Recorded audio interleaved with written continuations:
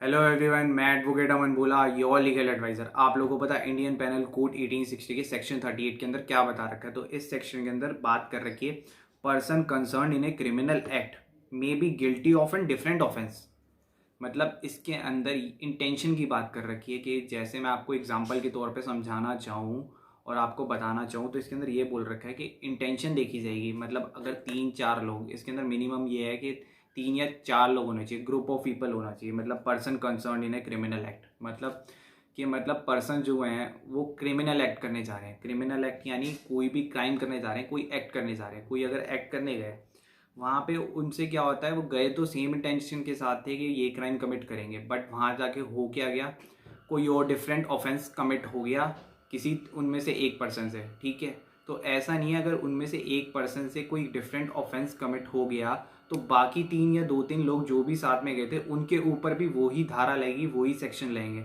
ऐसा बिल्कुल भी नहीं होगा। जैसे कि मैं आपको एग्जाम्पल के तौर पे समझाता हूँ। 3 या 4 लोग गए कोई चोरी करने के लिए। ठीक है, चोरी करने किसी घर के अंदर गए, वहाँ पे कोई घर का मालिक था या घर का कोई भी एक पर्सन था वहाँ पे था। उनसे क्या हुआ, उस एक पर्सन ने क्या करा, कोशिश करी अपने आप को बचाने की या मतलब किसी तरीके से भागने की कोशिश की। तो उनमें से एक पर्सन ने क्या करा, उसकी इंटेंशन चेंज हो गई, उसे गुस्सा आ गया और उसने क्या करा कि तू बाहर निकलेगा, ऐसे मतलब उसने कोशिश कर रहा था। तो एक पर्सन, उनमें से 3 या 4 पर्सन गए थे, उनमें से एक पर्सन को आगे गुस्सा, उसने क्या करा, उसे चाकू दिखा रहा था, उसने चाकू से मार ही दिया जान से। तो ऐसा नहीं है कि बाकी 3 जो लोग साथ में गए थे ना, उन्हें भी क्राइम की, मतलब उन्हें भी वो जो उसने मर्डर कर दिया ना उसकी सज़ा मिलेगी, बाकी 3 को मर्डर की सज़ा नहीं मिलेगी। बाकी लोगों को कंपेबल होमोसाइड लग जाएगा।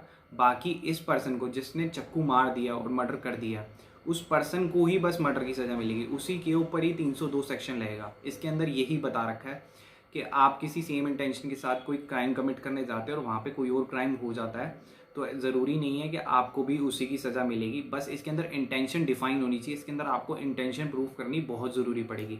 अगर बाकी 3 लोग इंटेंशन प्रूफ कर देंगे कि हमारी इंटेंशन ये नहीं थी इसे मारने की और ये क्राइम कमिट हो गया है, तो वो सेक्शन इनके ऊपर नहीं लेगा। इंडियन पैनल कोड का सेक्शन 38 ये बोलता है। साथ ही में आपको मैं एक एग्जाम्पल दे देता हूँ, जैसे कि और एग्जाम्पल दे देता हूँ। जैसे कि अगर आप समझिए ए और बी के बीच में हो रही थी फाइट कहीं भी। ठीक है, हुआ क्या, वहाँ पे सी पर्सन आ गया। सी पर्सन की भी बी पर्सन से थी दुश्मनी और ए पर्सन की भी थी बी पर्सन से दुश्मनी। ए बी को गुस्सा दिला रहा था तो बी को आ रहा था गुस्सा। ठीक है, बी ने ए को फालतू सुनाना स्टार्ट कर दिया, तो ए को इससे आ गया बहुत गुस्सा और ए ने क्या करा, ए ने बी को मारना स्टार्ट कर दिया। ए ने जब बी को मारना स्टार्ट करा तो सी वहाँ खड़ा हुआ था, सी ने ए को उकसाना स्टार्ट कर दिया, कैसे मार, ये तो तेरे को गालियाँ देता है, तेरे बारे में ये बोलता है।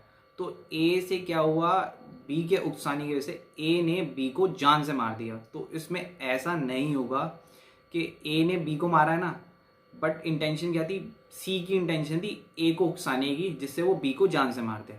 तो इसमें मर्डर की सज़ा सी को लगेगी, ना कि ए को जिसने मर्डर किया है।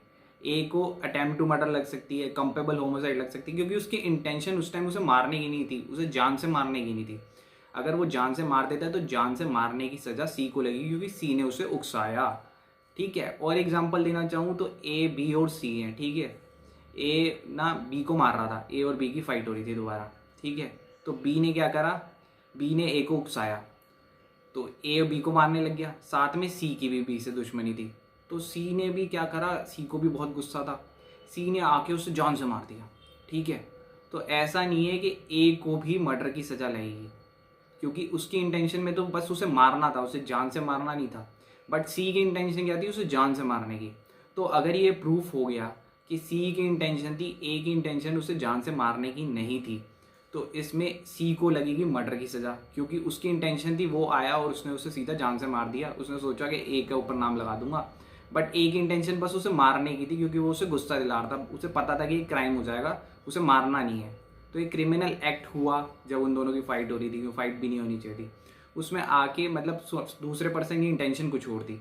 तो बस यही समझा रखा है इसके अंदर कि इसमें इंटेंशन देखी जाएगी और इसमें 3 से 4 लोग होने चाहिए जो मतलब सेम इंटेंशन के साथ जा रहे हो। ठीक है, बस इसके अंदर यही समझा रखा, और कुछ नहीं समझा रखा।